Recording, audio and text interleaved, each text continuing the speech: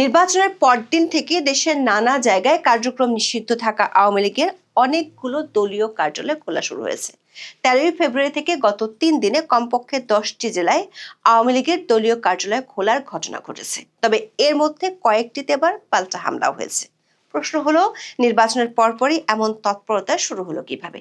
এখনো কাগজে কলমে অন্তর্বর্তী সরকারের প্রশাসন বলবৎ আছে। যে প্রশাসন আওয়ামী লীগের বিরুদ্ধে ডেভিল হান্ট অপারেশন চালিয়েছিল, হরে দরে আওয়ামী লীগের নেতাকর্মীদের জেলে পুরেছে, সে প্রশাসন কেন চুপ করে আছে? তার চেয়ে বড় প্রশ্ন হলো, সামনের দিনগুলোতে বিএনপি সরকার আওয়ামী লীগকে কিভাবে সামলাবে? বিশেষ করে বাংলাদেশের সাবেক প্রধানমন্ত্রী শেখ হাসিনা ইস্যুতে নতুন সরকারের দৃষ্টিভঙ্গি কি হবে?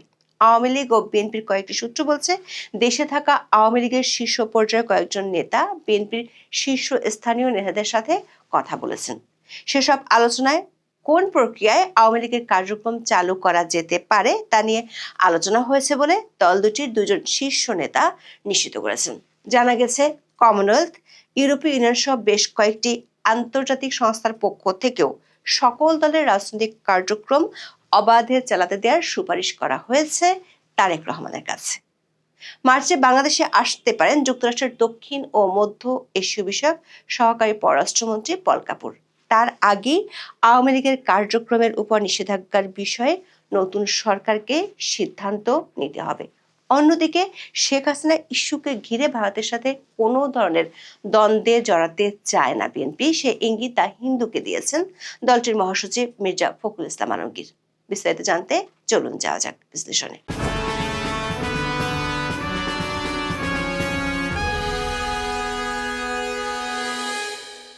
ত্রয়োদশ জাতীয় সংসদ নির্বাচনে নিরঙ্কুশ জয়ের পর প্রথম সংবাদ সম্মেলনে একটি গুরুত্বপূর্ণ বিষয় ছিল আওয়ামী লীগের সমর্থকদের নিয়ে বিএনপির চেয়ারম্যান তারেক রহমানের বক্তব্য। গত শনিবার রাজধানীর ইন্টারকন্টিনেন্টাল হোটেলের বলরুমে এই সংবাদ সম্মেলন অনুষ্ঠিত হয়। সম্মেলনে এক সাংবাদিক প্রশ্ন করেন, বাংলাদেশে এখনো অনেকে আওয়ামী লীগের সমর্থক, তাদের কিভাবে রিকনসিলিয়েশন বা পুনর্বাসন করা হতে পারে? জবাবে তারেক রহমান সংক্ষিপ্ত একটু উত্তর দেন। তিনি বলেন, আইনের শাসন নিশ্চিত করার মাধ্যমে। ভারতীয় সংবাদ মাধ্যম এনডিটিভি বলছে, উত্তরটি সংক্ষিপ্ত হলেও বেশ অর্থবহ। এনডিটিভির প্রতিবেদনটিতে বলা হয়েছে, বাস্তবতা হলো আওয়ামী লীগের এখনো উল্লেখযোগ্য পরিমাণে ভোটার রয়েছে। ব্যালটে দলটির অনুপস্থিতিতে তাদের সমর্থকদের বড় অংশ বিএনপির দিকে ঝুঁকেছে।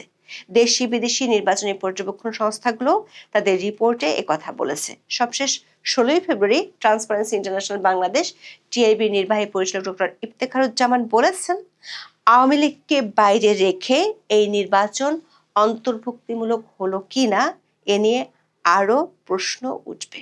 এনডিটিভি বলছে, ত্রয়োদশ জাতীয় সংসদ নির্বাচনের প্রাথমিক বিশ্লেষণে দেখা যাচ্ছে আওয়ামী লীগের ভোটের বড় অংশ বিএনপির ঝুলেতে গেছে। যদিও দলটি ভোট বর্জনের ডাক দিয়েছিল, যারা ভোট দিতে চেয়েছেন তাদের সামনে কার্যত দুটি বিকল্প ছিল, বিএনপি অথবা বাংলাদেশ জামাত ইসলামী। অধিকাংশ ভোটার বেছে নিয়েছেন বিএনপিকে। এনডিটিভির দাবি, এই যে ভোট একদিকে ঘুরে যাওয়ার ব্যাপারটা ঘটেছে, এর পিছনে একটি প্রধান কারণ হলো জাতীয় পরিচয়ের প্রশ্ন। আওয়ামী লীগ ও বিএনপি উভয় দলই 1971 সালের মুক্তিযুদ্ধের ঐতিহাসিক গুরুত্ব স্বীকার করে। বিপরীতে জামাত ইসলামী মুক্তিযুদ্ধের সময় পাকিস্তানের পক্ষে অবস্থান নিয়েছিল এবং স্বাধীনতার পরও তাদের অবস্থান নিয়ে বিতর্ক রয়ে গেছে। ফলে রাষ্ট্রের ধর্মনিরপেক্ষ ও জাতীয়তাবাদী ভিত্তিকে অগ্রাধিকার দেওয়া ভোটারদের একাংশের কাছে দলটি সন্দেহের চোখে দেখা হয়। এনডিটিভি বলছে, সংখ্যালঘু ভোটারদের মধ্যেও বিএনপি উল্লেখযোগ্য অগ্রগতি অর্জন করেছে, যারা ঐতিহাসিকভাবে আওয়ামী লীগের সমর্থক বলে পরিচিত। এছাড়া আওয়ামী লীগের কার্যক্রম নিষিদ্ধ করা নিয়ে একটি ষড়যন্ত্র তত্ত্ব বিএনপির পক্ষে কাজ করেছে বলে ধারণা করা হচ্ছে। 2024 সালের আন্দোলনকে অনেকে স্বতঃস্ফূর্ত মনে করলেও পরবর্তী সময় আওয়ামী লীগের কার্যক্রম নিষিদ্ধ করার সিদ্ধান্তকে অনেকেই ডিপ স্টেটের প্রভাব হিসেবে দেখছেন। ভবিষ্যতে যে কোনো দল একইভাবে রাজনৈতিক অঙ্গন থেকে বাদ পড়তে পারে, এমন আশঙ্কা থেকে অনেক ভোটার স্থিতিশীলতার স্বার্থে বিএনপিকে সমর্থন দিয়েছেন বলে মনে করছে এনডিটিভি। ভারতীয় এই সংবাদ মাধ্যম বলছে, আওয়ামী লীগের ভোটার অধ্যুষিত এলাকাগুলোতে কৌশলগত প্রচার, ভাসমান ভোটারদের লক্ষ্য করে পরিকল্পিত যোগাযোগ কোনো কিছুই ভাগ্যের উপর ছেড়ে দেয়নি বিএনপি। সুইং ভোটার ও আওয়ামী লীগ সমর্থকদের নিজেদের পক্ষে টানতে সর্বোচ্চ প্রচেষ্টা চালানো হয় যাতে জামাতের বদলে বিএনপি হয়ে ওঠে তাদের পছন্দ। এখন সরকার গঠনের পর সত্যিকার আইনের শাসন জারি করা চাই বিএনপি ও তারেক রহমানের জন্য চ্যালেঞ্জ হয়ে উঠতে পারে। এনডিটিভির বিশ্লেষণে বলা হয়েছে, বাংলাদেশের নতুন সরকারকে এখন সূক্ষ্ম ভারসাম্য রক্ষা করতে হবে। একদিকে আওয়ামী লীগের বিরুদ্ধে এনসিপি সহ একটি গ্রুপের বিরোধিতা, অন্যদিকে শেখ হাসিনার পতনের পর যে নির্বিচারে রাজনৈতিক হামলা করার প্রবণতা দেখা গিয়েছিল সেই চক্রে না জড়ানো। এ দুয়ের মধ্যে সমন্বয় হবে বড় চ্যালেঞ্জ। ভুয়া ও হয়রানিমূলক মামলা বাতিলের পাশাপাশি সহিংসতায় প্রকৃত দায়ীদের বিচারের আওতায় আনা নিশ্চিত করাও জরুরি হবে। দর্শক, গত 18 মাস ধরে পালিয়ে থাকা আওয়ামী লীগের নেতা কর্মীরা অনেক এলাকাতেই নির্বাচনের পরদিন থেকেই দলীয় কার্যালয় খোলা শুরু করেছেন।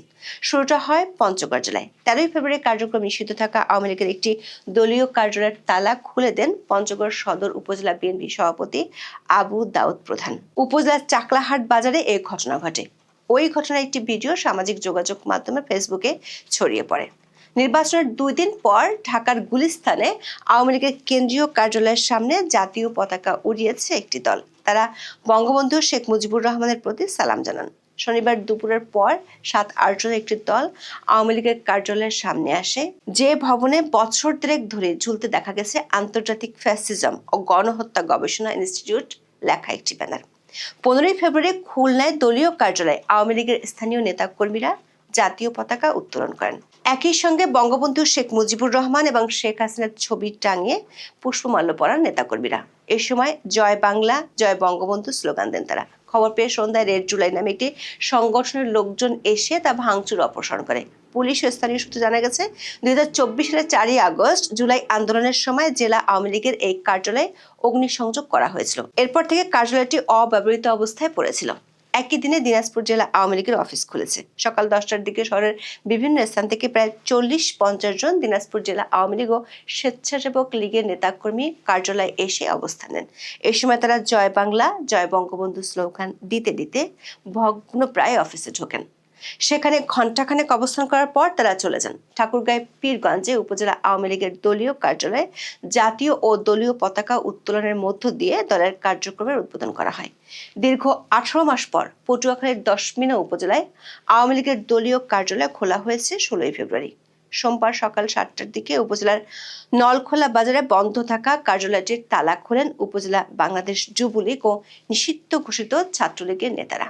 প্রত্যক্ষদর্শীরা জানান, এ সময় কার্যালয়ের সামনে জড়ো হয়ে যুবলীগ ও নিষিদ্ধ ছাত্রলীগের নেতাকর্মীরা বিভিন্ন স্লোগান দেয়। পরে কার্যালয়ের ভেতরে ও বাইরে দীর্ঘ 18 মাস পর দশমিনা উপজেলা আওয়ামী লীগের দলীয় কার্যালয়ে শুভ উদ্বোধন শীর্ষক একটি ব্যানার টাঙানো হয়। 2024 সালের 5 আগস্ট বিকেলে দশমিনা উপজেলা আওয়ামী লীগের কার্যালয়ে ভাঙচুর চালিয়ে সেটি তালাবদ্ধ করে দেওয়া হয়েছিল। পাবনায় দলীয় কার্যালয়ের সামনে কয়েকজন নারী নেত্রী গিয়ে জাতীয় পতাকা উড়িয়েছেন। চট্টগ্রাম নগরীর নিউ মার্কেট মোড় সংলগ্ন তোস্ত বিল্ডিং এর উত্তর জেলা আওয়ামী লীগের কার্যালয়ে দলের সাইনবোর্ড টাঙিয়েছেন নেতাকর্মীরা। 16 ফেব্রুয়ারি বিকেলে ওই কার্যালয়ে গিয়ে সাইনবোর্ড লাগান উত্তর জেলা ছাত্রলীগের সাবেক যুগ্ম সম্পাদক শওকতুল আনাম এবং সাবেক কেন্দ্রীয় ছাত্রলীগ নেতা কাজী সুরুজ। এ সময় তাদের সঙ্গে আরো কয়েক নেতাকর্মী ভবনটিতে অবস্থান করেছিলেন। এতদিন চট্টগ্রাম মহানগর আওয়ামী লীগের ওই অফিসটি দখল করে রেখেছিল জাতীয় নাগরিক পার্টি বা এনসিপি। সোমবার বিকেলে সামাজিক যোগাযোগ মাধ্যমে ছড়িয়ে পড়া ভিডিওতে দেখা যায় দুজন ব্যক্তি জয় বাংলা স্লোগান দিয়ে চট্টগ্রাম উত্তর জেলা আওয়ামী লীগ লেখা স্টিকার কার্যালয়ের দরজার উপর লাগিয়ে দিচ্ছেন। গত বছর 21 অক্টোবর ওই ভবনের 4র্থ তলায় উত্তর জেলা আওয়ামী লীগের কার্যালয় ভাঙচুর করে তালা ঝুলিয়ে দিয়েছিল একদল যুবক। সামাজিক যোগাযোগ মাধ্যমে ছড়িয়ে পড়া ওই দিনের ভিডিওতে দেখা যায় একদল যুবক কার্যালয়টির বাইরে বঙ্গবন্ধু শেখ মুজিবুর রহমানের ছবি ভাঙচুর করছে। গত রোববার নগরের লালদিঘির পারে সড়কের পাশের দেয়ালে স্থাপিত বঙ্গবন্ধুর প্রতিকৃতি মুরাল ধুয়ে মুছে পরিষ্কার করেন ছাত্রলীগের নেতাকর্মীরা। দৈনিক প্রথম আলোর খবরে বলা হয়েছে, বরগুনার বেতাগী উপজেলার আওয়ামী লীগের দলীয় কার্যালয়ের তালা ভেঙে নিয়ন্ত্রণ নিয়েছে ছাত্রলীগের স্থানীয় নেতাকর্মীরা। সোমবার বেলা 3টার দিকে বেতাগী পৌর মার্কেট এলাকায় অবস্থিত উপজেলা আওয়ামী লীগের কার্যালয়ে ছাত্রলীগের নেতারা ঢুকেন। এই সময় তারা কার্যালয়ের ভিতরে বঙ্গবন্ধু শেখ মুজিবুর রহমান ও শেখ হাসিনার ছবি টাঙান। এরপর দলীয় কার্যালয়ে সাইনবোর্ড টাঙানো হয়। এই ঘটনার একটি ভিডিও সামাজিক যোগাযোগ মাধ্যমে ছড়িয়ে পড়েছে। প্রথম আলোর খবরে বলা হয়েছে ২০২৪ সালের ৫ই আগস্ট শেখ হাসিনার পতনের পর বেতাগে আওয়ামী লীগের দলীয় কার্যালয় ভাঙচুর করে তালাবদ্ধ করা হয়। এরপর থেকে আওয়ামী লীগের নেতা কর্মীরা আত্মগোপনে ছিলেন। ত্রয়োদশ জাতীয় সংসদ নির্বাচনের পর এসব নেতাকর্মীদের অনেকেই আবার সরব হয়েছেন। বগুড়ায় দলীয় কার্যালয়ে পতাকা টাঙানো হয়েছে। সূত্রগুলো বলছে, নির্বাচনের আগে থেকে বিএনপির শীর্ষ নেতাদের একটি অংশের সাথে আওয়ামী লীগের শীর্ষ নেতাদের যোগাযোগ ছিল। নির্বাচনের পর সেটি আরও বেড়েছে। ইতিমধ্যে দল দুটির শীর্ষ পর্যায়ে আওয়ামী লীগের নিষেধাজ্ঞার বিষয়ে আলাপ হয়েছে। বিশেষ করে নির্বাচনের পর যাতে আওয়ামী লীগের নেতাকর্মীদের উপর নির্যাতন করা না হয়, বিষয়টি নিয়ে আলোচনা হয়েছে। বিএনপির হাইকমান্ড থেকে বিষয়টি নিয়ে স্থানীয় পর্যায়েও নির্দেশ দেওয়া হয়েছে। নাটোরের সিংড়া উপজেলার ছাতারদিঘি ইউনিয়নের সাবেক চেয়ারম্যান ও ইউনিয়ন আওয়ামী লীগের সহসভাপতি আলতাফ হোসেন আকন্দকে মারধরের ঘটনায় শামীম হোসেন নামের এক যুবদল নেতাকে দল থেকে বহিষ্কার করেছে যুবদলের কেন্দ্রীয় কমিটি। অন্যদিকে নির্বাচন পর্যবেক্ষণ করতে আসা কমনওয়েলথ ও ইউরোপীয় ইউনিয়ন তাদের প্রতিবেদনে আওয়ামী লীগ সহ সকল দল যাতে রাজনৈতিক কর্মকাণ্ড চালাতে পারে সে সুপারিশ করেছে। আবার বাংলাদেশের নতুন সরকারের সাথে দ্বিপাক্ষিক সম্পর্ক নিয়ে আলোচনার জন্য মার্চের প্রথম সপ্তাহে ঢাকা আসতে পারেন দক্ষিণ ও মধ্য এশিয়া বিষয়ক সহকারী মার্কিন পররাষ্ট্রমন্ত্রী পল কাপুর। তিনি ৬ থেকে ৯ মার্চ ঢাকায় সফর করার কথা রয়েছে। পল কাপুর ঢাকায় আসার আগেই আওয়ামী লীগের নিষেধাজ্ঞার বিষয়ে করণীয় ঠিক করার ব্যাপারে এক ধরনের চাপ আছে নতুন সরকারের উপর। নির্বাচনের আগে এ বিষয়ে মার্কিন রাষ্ট্রদূত ব্রেন্ট ক্রিস্টেনসেন বিএনপির শীর্ষ নেতাদের সাথে কথা বলেছিলেন। সূত্রগুলো বলছে, আওয়ামী লীগের নিষেধাজ্ঞা ছাড়া আরেকটি বিষয়ে নতুন সরকারকে সিদ্ধান্ত নিতে হবে। সেটি হলো বাংলাদেশের সাবেক প্রধানমন্ত্রী শেখ হাসিনা ইস্যু। সূত্রগুলো বলছে, ভারত ও শেখ হাসিনা ইস্যুতে বিএনপি সরকার অন্তর্বর্তী সরকারের পথে হাঁটবে না, সে ইঙ্গিত ইতিমধ্যে দ্য হিন্দুকে দিয়েছেন বিএনপি মহাসচিব মির্জা ফখরুল ইসলাম আলমগীর। ১৬ ফেব্রুয়ারি ভারতীয় এই গণমাধ্যমে প্রকাশিত সাক্ষাৎকারে তিনি বলেছেন, ভারতের সঙ্গে বাংলাদেশ যুদ্ধ করতে পারবে না। যারা যুদ্ধের কথা বলেন তারা পাগলের মতো কথা বলেন। ভারতের সঙ্গে বাংলাদেশের সম্পর্ক কোনো একক বিষয়ে আটকে থাকবে না এবং শেখ হাসিনার ভারতের অবস্থান দ্বিপাক্ষিক সম্পর্ক এগিয়ে নেওয়ার ক্ষেত্রে বাধা হবে না বলে মনে করছেন বিএনপি মহাসচিব। ভারতীয় সংবাদ মাধ্যম দ্য হিন্দুকে দেওয়া এই সাক্ষাৎকারে তিনি বলেছেন, শেখ হাসিনাকে বাংলাদেশে না পাঠালেও তা বাণিজ্য সম্পর্ক সহ বৃহত্তর সম্পর্ক গড়ে তোলার ক্ষেত্রে কোনো প্রতিবন্ধকতা হবে না। নতুন সরকার আরো ভালো সম্পর্ক গড়তে চায়। মির্জা ফখরুল মনে করিয়ে দেন, ১৯৭৫ সালের আগস্টে বঙ্গবন্ধু শেখ মুজিবুর রহমান সপরিবারে নিহত হওয়ার পর তার ২ মেয়ে শেখ হাসিনা ও শেখ রেহানা যখন ভারতে অবস্থান করছিলেন, সেই সময় ভারত সফর করেছিলেন বিএনপির প্রতিষ্ঠাতা প্রয়াত রাষ্ট্রপতি জিয়াউর রহমান। ভারতের তখনকার প্রধানমন্ত্রী মোরারজি দেশাই ঢাকায় এসেছিলেন। তিনি বলেন, ১৯৮০ সালের জানুয়ারিতে জিয়াউর রহমান দিল্লি সফর করে ইন্দিরা গান্ধীর সঙ্গে সাক্ষাৎ করেছিলেন। সূত্রগুলো বলছে, বাংলাদেশের নতুন সরকার শেখ হাসিনার ইস্যুটিকে একপাশে সরিয়ে রেখে আপাতত এই বছরের মধ্যে গঙ্গা পানি চুক্তি নবায়নের বিষয়টি সামনে আনতে চায়। পাশাপাশি সীমান্ত সমস্যা ও বাণিজ্য প্রতিবন্ধকতাগুলো দূর করে ফেলতে চায়। তবে সরকারকে আওয়ামী লীগ ইস্যুতে তাড়াতাড়ি একটি সিদ্ধান্ত যে নিতে হবে সেটি বোঝাই যাচ্ছে। এখন এ পর্যন্ত। সবাই ভালো থাকুন, সুস্থ থাকুন, নিরাপদে থাকুন। দেখা হবে আগামী পর্বে।